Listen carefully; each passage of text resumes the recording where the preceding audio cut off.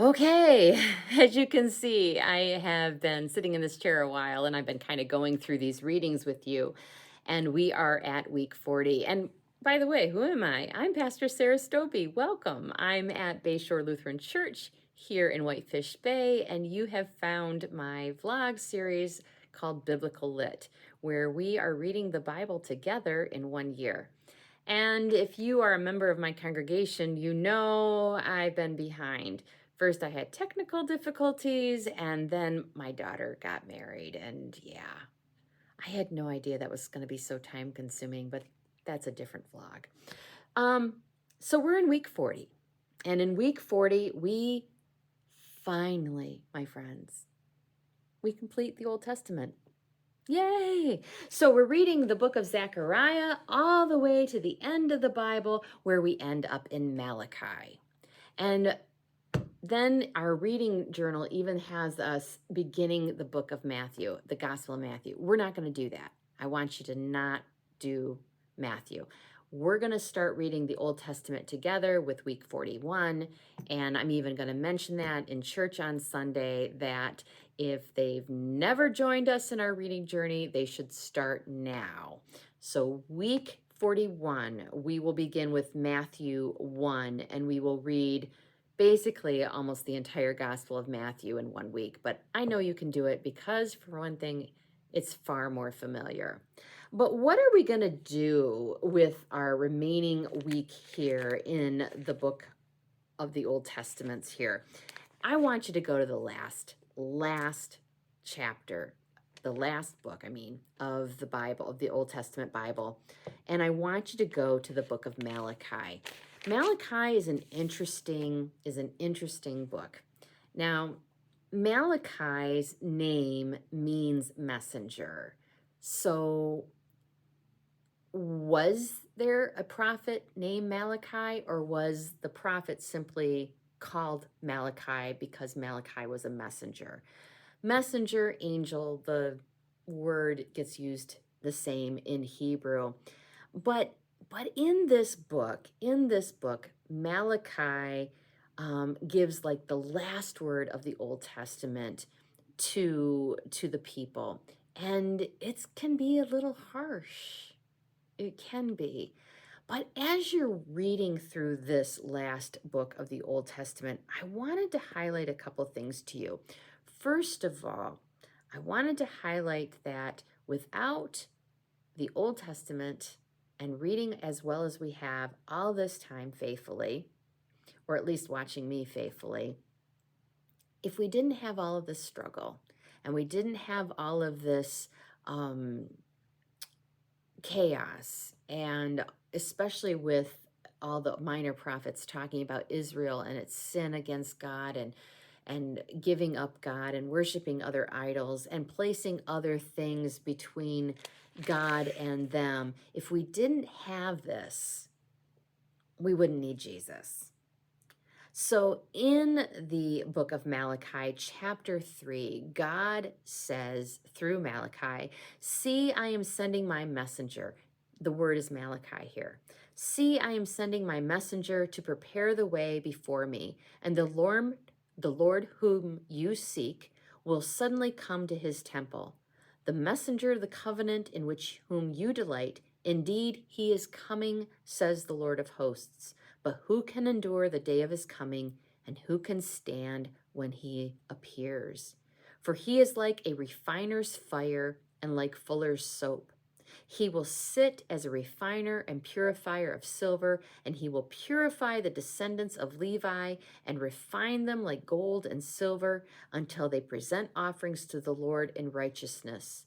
Then the offering of Judah and Jerusalem will be pleasing to the Lord, as in the days of old and as in former years." So, during the season of Advent, which is coming up here actually quite soon, during the season of Advent, we usually hear this word from Malachi because it really is talking about how Jesus is going to come. And when Jesus comes, Jesus is going to redo uh, maybe redo is not the word. Okay. You know how I like stories. So a couple years ago, I was watching pretty much nightly a show called Forged in Fire. Now, I know. Do I look like a blacksmith? No. Could Pete be a blacksmith? No. But I was fascinated with Forged in Fire. And yes, I know, before you say anything, I know they're making knives. Okay, I know that. And I know that when they test the knives, it can be kind of gruesome with the whole body of the decoys and all of that business. But how they actually work the steel, how they work the metal, I found to be very fascinating.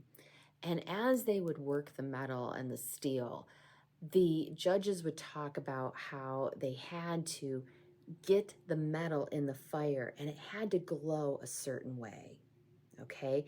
And it had to glow a certain color in a certain way for all of the impurities in the metal to fall off, so that what was left over was this bright red, gold, almost white piece of metal that then the gentleman or the gentlewoman who was actually hammering, the blacksmith, actually hammering this steel into submission, if you will, that this person then could make something useful out of something that started as maybe something that was old or rusty. I mean, they use stuff from broken cars, my friend. Anyway, I'm digressing. But basically, it's an image that applies today, and it was in the Bible too.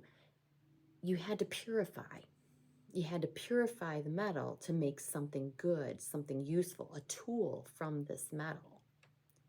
And so the image we have here in Malachi is of a person like, a person who works in a forge, like a bladesmith, how they take metal. And this person, Jesus, taking metal and getting it as hot as possible to burn off all of the impurities, to burn off all of the rust and the dirt and everything else, so that you then finally get to the core metal, the core metal. And you then can take that core metal and you can form it into something. Are you with me? Because that's what's happening here in Malachi. I am sending my messenger to you, God says, to prepare the way before me, and the Lord whom you will seek will suddenly come to his temple. And he is like a refiner's fire and like fuller's soap. He will sit as a refiner and purifier of silver, and he will purify the descendants of Levi and refine them like gold and silver until they present offerings to the Lord in righteousness.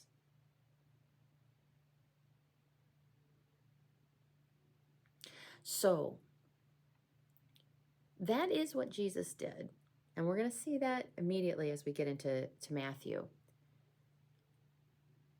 If you take it literally, then you see how Israel thought that the Malachi, the messenger, who, is coming to prepare the way, John the Baptist and whatnot, for Jesus, that this person, the messenger, and Jesus would actually not be gentle, but in fact, do what was necessary to do and defeat all of Israel's enemies and restore the kingdom of Israel. Instead, John the Baptist, as we will see as we get into the New Testament, John comes not with fire, but with water. And through water, cleanses. And then Jesus comes not with fire and brimstone, and not with a harsh hand, but instead with words, teaching words, words that we hear even today and we learn from. So Jesus is forging us, if you will, refining us in a completely different way than Israel was expecting. keep that in mind as we go into the New Testament. Keep that in mind, because as we get into the New Testament and I start to talk to you about why was Jesus rejected, it's because of these kind of verses where they thought Jesus was going to be different. And instead, Jesus's way of refining, John the Baptist's way of refining initially through water, not through fire. All of this imagery we're going to hit as we get into the Gospel of Matthew and the Gospel of Luke. So just kind of maybe put a bookmark here, because we'll be coming back to Malachi, which is fitting because it's our last book in the Bible for the Old Testament. So my friends, we made it. We made it through the Old Testament. We made it through the Old Testament Bible, and now we are heading into the New Testament. I'm so excited to do this with you. So please, please do keep in your journey reading with me. And yeah, week 41, here we go. My prayers are with you always. Today is November 2nd, which is All Souls Day.